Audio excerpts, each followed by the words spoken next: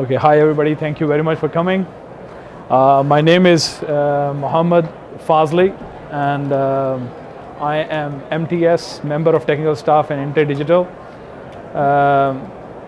I have been an SPW user for more than I would say 11 to 10, 11 years, and our company actually work and develop IPR and IP for 3G and 4G wireless phones.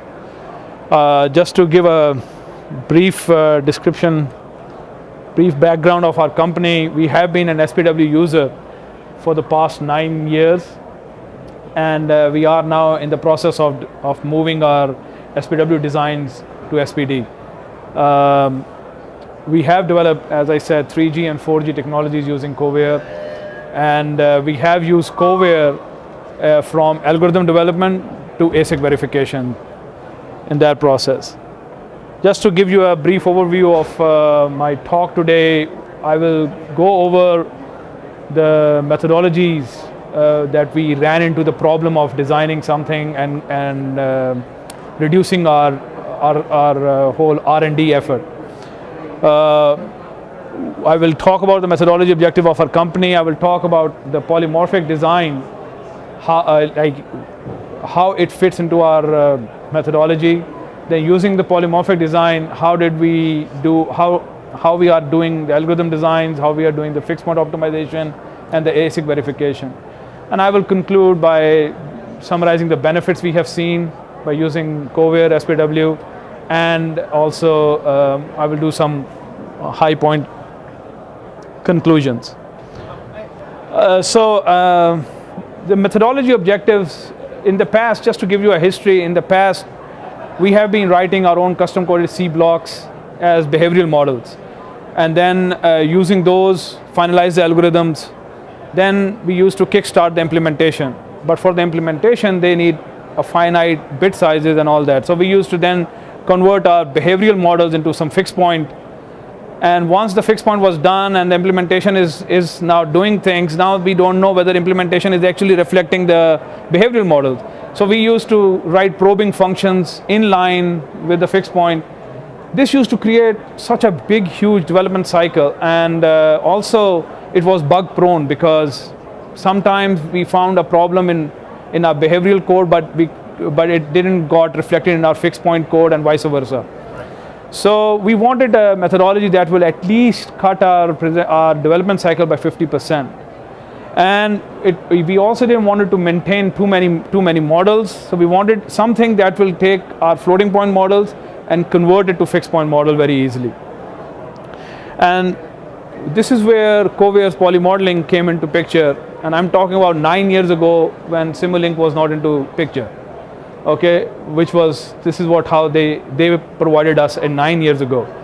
That polymodeling, you can do one model capture, and that can switch between fixed point and floating point. There is no need to capture the model into an integerized fashion, because I just mentioned it is bug prone, too many models to maintain. What a designer has to do is only flip a switch, make the model fixed point, specify the fixed point attributes, and voila, now he has a fixed point. There is same design can be switched from floating point and fixed point. So the design that was used to verify the algorithm and the fixed point is now is same. Now, as I'm mentioning this, polymorphic allows all the processing within any given hierarchy to possess dual functionality. Now, what this means is throughout a design, one specific block can be turned into floating point or fixed point, while the remaining of the hierarchy can remain floating point. I will come back to this a little bit more later on. For the algorithm design, we need to finalize the algorithms very quickly for upfront benchmarking. Now, in order to do that, polymorphic models which CoWare has provided, have been provided with a lot of high level of abstraction blocks, which we can use. I will elaborate this more in the and that allows us to capture the model in a very high level of abstraction. And even these models are at a very high level of abstraction, they still have the capability to switch to fixed point, the very output. And that will enable us to do intercomponent, interface level fixed point optimization right up front. Besides this, CoWare has provided many standard-based libraries for 3G, 4G, and we have extensively used those libraries. We especially have used their test benches for downlink and uplink for 3G, and that has saved our time for developing a base station, for example. We didn't have to. Now, so we have extensively used their non-proprietary, non-DSP based functionality, which there is no need to recapture their base stations a lot.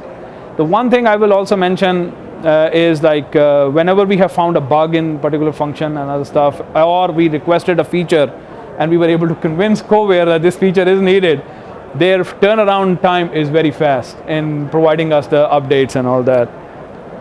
Let me now come to how we are doing the stuff after talking about polymorphic design. The first step in any design cycle is algorithm.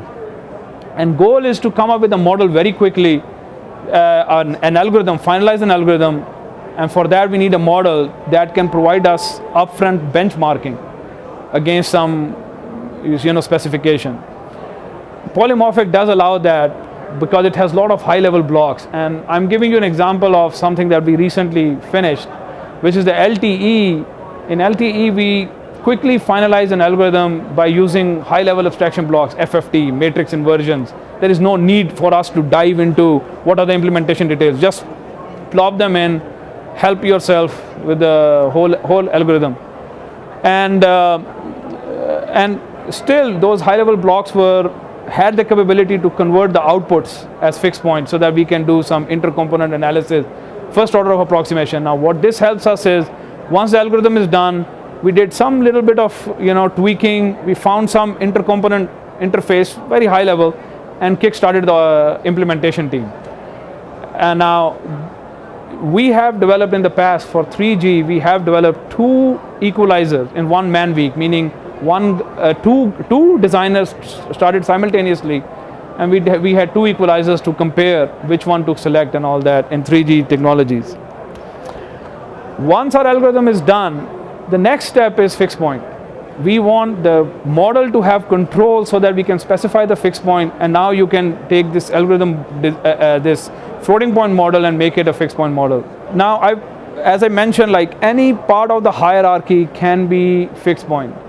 Now, what this does is we can go in any specific place, change that block to fixed point, start our analysis, and see by having that one block as fixed point, how our performance degrade from the floating point or come close to the floating point simulation. And in that way, we can do a bit optimizations and all that.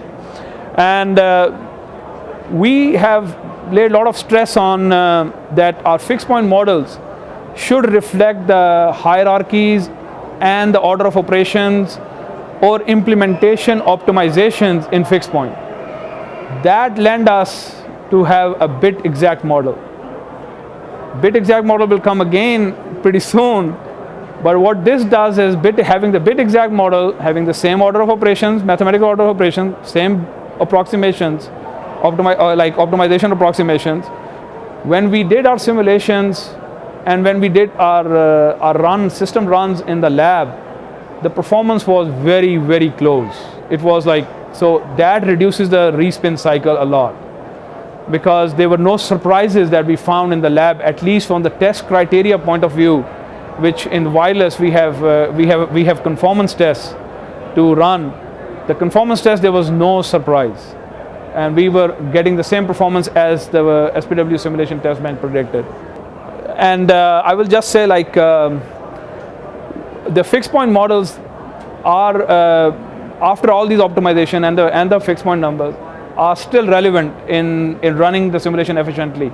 We have seen 2 to 4 times slow in simulation speed, but what we have done is we have covered it by having a grid of processors available for the designers, so that we can farm out these simulations to 100, 200 processors, and that has saved a lot for us.